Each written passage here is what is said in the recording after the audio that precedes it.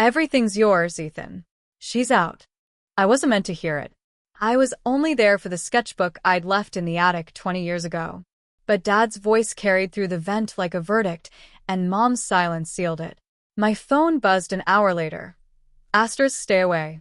We're done. Asterisk, 2 words back from me. Asterisk, understood, asterisk. And the line went dead. That was the night I stopped paying for a family that never paid attention. From the outside, the Callahan clan looked golden. Dad's four bistros lined the riverfront in Astoria, neon script spelling Callahan and sons above every door. Mom balanced the ledgers. Ethan balanced the charm. I balanced the books they never asked to see.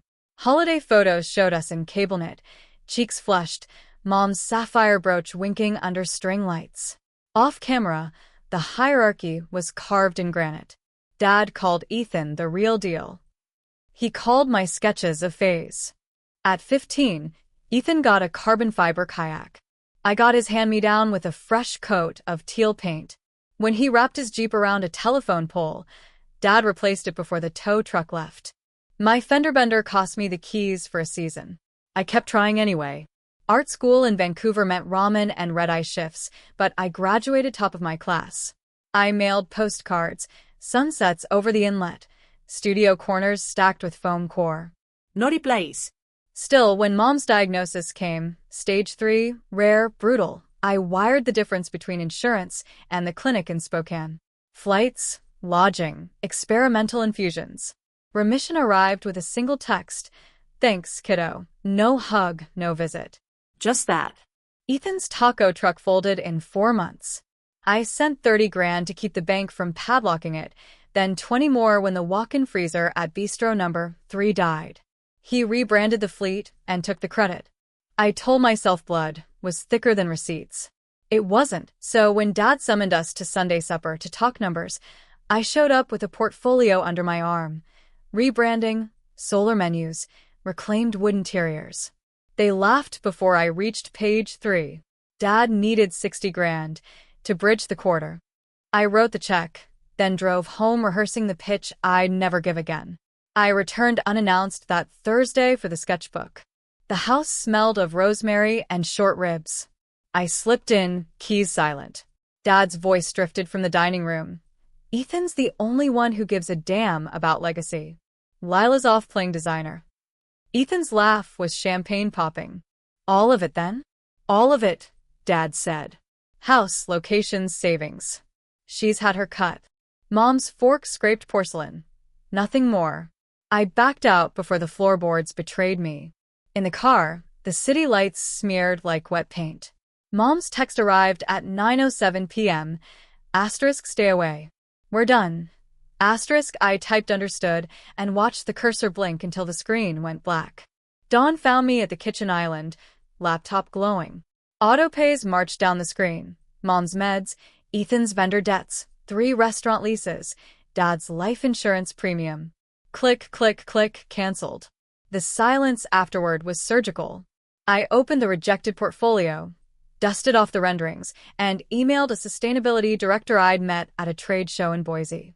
Asterisk, still looking for eco overhauls? Proposal attached. Asterisk, his reply came before noon. Coffee tomorrow? The calls began at 6 a.m. Ethan, Dad, Mom, unknown numbers. Voicemails piled like snow. I let them melt. By evening, Ethan was in my parking garage, Isakini cologne and panic. Turn it back on, Lila. No, my colleagues appeared behind me. He left muttering about lawsuits. 3 days later, his fiancée, Sarah, showed up at my studio with a thumb drive. He's been skimming for years, she whispered. Spreadsheets, offshore tickets, a diamond tennis bracelet charged to the seafood supplier. I'm out, she said. Use it. The summit came at Riverbend Cafe, rain ticking the windows. They sat in a row like jurors. Dad spoke first. Your stunt ends now. I slid Sarah's evidence across the table. Ethan's tan drained to ash. Mom finally spoke. Ethan, tell me this isn't true, but the numbers didn't lie. I laid my second folder beside it. Contract with West Coast Dining Collective, 40 locations, 7-figure rollout. They bought the idea you called childish, I said. Guess the phase paid off. Dad's threat, "You'll crawl back," felt weightless. Mom reached for me. I stepped away.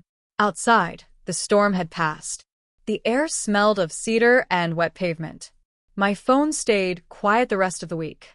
6 months later, Aunt Ruth called. "They're gone, honey. All 4 bistros auctioned. Ethan's indicted. Your dad bags groceries at the co-op. Your mom folds scarves at the department store." I watched gulls wheel over the Columbia from my new corner office. "They asked if you'd help," Ruth added. I almost smiled. "Tell them the bridge is closed." That night I deleted the thread, Mom's final text still pinned at the top. Asterisk, "Stay away. We're done." Asterisk, I didn't reply. I poured Pinot, opened blueprints for the next chain, and let the city hum through the open window. Peace isn't silence. It's the sound of your own life finally turned up loud enough to drown out the past.